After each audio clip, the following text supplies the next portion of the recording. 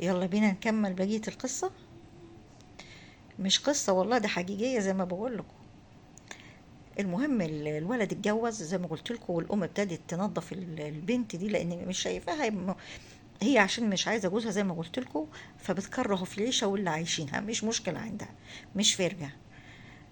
فكانت بتعمل مع مرات ابنها اللي يرضي ربنا. كان بيتقابل ازاي؟ ما بيتقابلش بالحسنى ابدا. يعني الام ظروفها حلوه مش وحشه الحمد لله، بل بالعكس كانت بتدي ابنها، ما كانتش محتاجاله. كانت هي وابوه كانوا يجيبوا اكلهم وشربهم والدنيا دي كلها.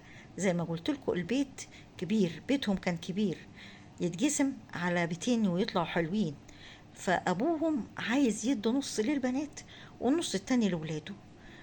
بس هنا الام ما اعترضتش وما ظلمتش، بس كان في طمع من الولد الكبير. كان في طمع من، ما انا بقول لكم ايه، الرحرحه في الدلع بتطمع. الام والاب لما دلعوا وعلى الحجر ما فيش غيره، حتى اخوه الصغير ما اتدلعش زيه، لكن يعمل ايه؟ بدل ما يعدل وبدل ما يرحم ابوه وامه، لا، او اخواته بمعنى اصح، لا ابدا. جت النتيجه عكس. المهم، اول ما عرف ان ابوه عايز يكتب كذا لولاده وكذا ليه كنتوا كذا وللبنات كذا قبل ما يموت يا عيني، ما كل واحد هيسأل وهيحاسب. عمل ايه؟ اول خبطه، اول خبطه، البيت كان مكتوب باسم الام.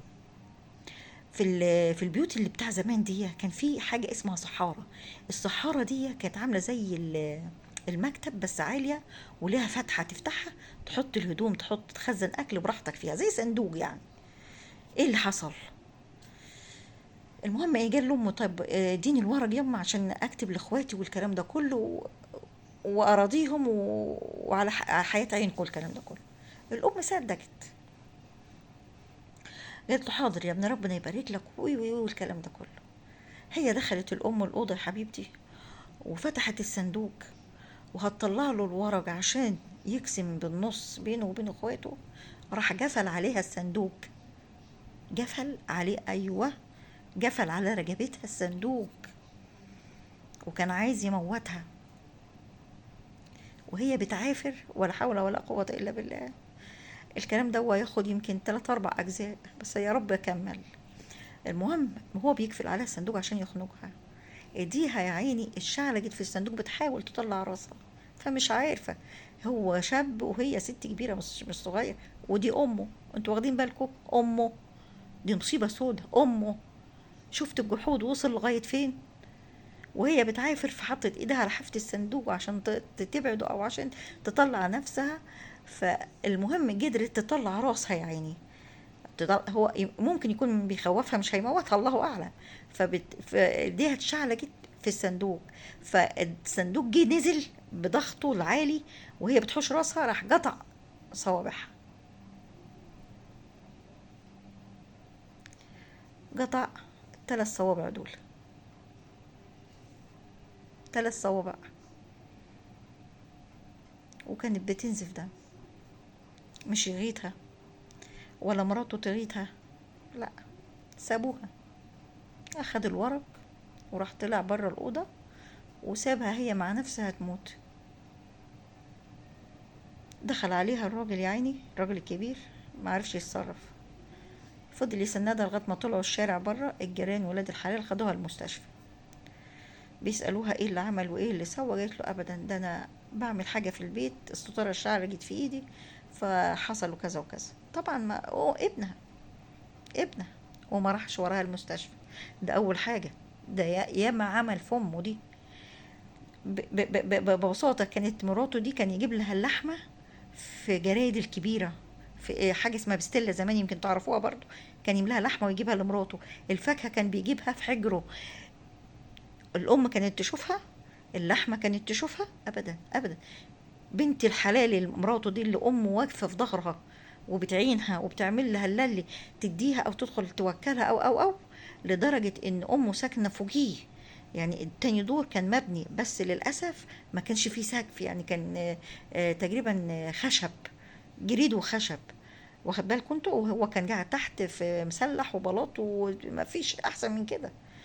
كانت لما تيجي المطره وتنجط على ام وابوه هما نايمين، ما كانش يطلع حتى يغطيهم. انتوا شايفين الجحود؟ ومع ذلك مراته برضو كانت بتكرهه، شوف بيعمل عشان خاطرها، ما تكلمش امك، ما يكلمش امك، ما توكلش امك، ما توكلش اعمل ما تعملش، ومع ذلك كان بيبص يعبدها بعد ربنا، يعبد، وما كانتش تطيعه، وما كانتش تنفذ له اللي هو عايزه خالص، لدرجة ان هو مسكها. بقول والله انا بقى بختصر على قد ما اقدر. كان بيمسكها لا مؤاخذه في اللي هقوله، يجلعها عريانه ملط، ويعلقها عامل كان زي ذبيحه كده، اسمه جنش في السقف او حاجه زي كده، ويربطها من ايديها ويعلقها ويضربها بالكرباج عشان ترضاله، ما بترضالوش بقى. يعني هي ناويه على موت، مش مشكله عندي. هو في كلام تاني اخير، بس انا يعني مش لاحق اتكلم. شفتوا الفظاظة شكلها ايه؟ شفتوا لدرجة ان امه يعني لما كانت تخرج تقدر تقضي مصلحة كان يقفل الباب عليها وما كانش يدخلها، وهي سامعة وما تقومش تفتح لها. امه اللي كانت عاملة له كل حاجة في البيت من الالف للياء، هو ما عملش حاجة خالص. ده جزاتها، ده جز وما ادراك، واللي حصل اكتر من كده بكتير والله. بس انا مش لحقاني يعني مش جايبني الوقت عشان احكي اكتر من كده، كفايه اللي حصل وكفايه اللي سمعتوه. ومع ذلك حصل مره من غيظه طلقها لغاية النهاردة. والسعادة اللي أنا بقول لكم عليها دي رغم حبه ليها، وإنه طلقها عشان هو إذا كان شايفها فرحتها بكده، وإن هو عايز يريحها بعد كام سنة، بعد كتير من السنين، مش مجاوباه خالص، فقال خلاص يا بنت الناس، بيني أنا هعمل إيه؟ فطلقها. فالطلقة دي لغاية النهاردة فات عليهم يمكن أكتر من 60 سنة، أدوله ميت الراجل 5 سنين ولا 7 سنين. كل ما تشوف حد تحكي له إن هو طلقها وإن هو رماها. ده أنت اللي كرهتيه في الدنيا وكرهت أمه وكرهت الدنيا كلها، ومع ذلك كان بيوكلها المانجا والحلويات. دي نبذة بسيطة، ولا أنا بلحق بسرعة، لكن في كتير جدا.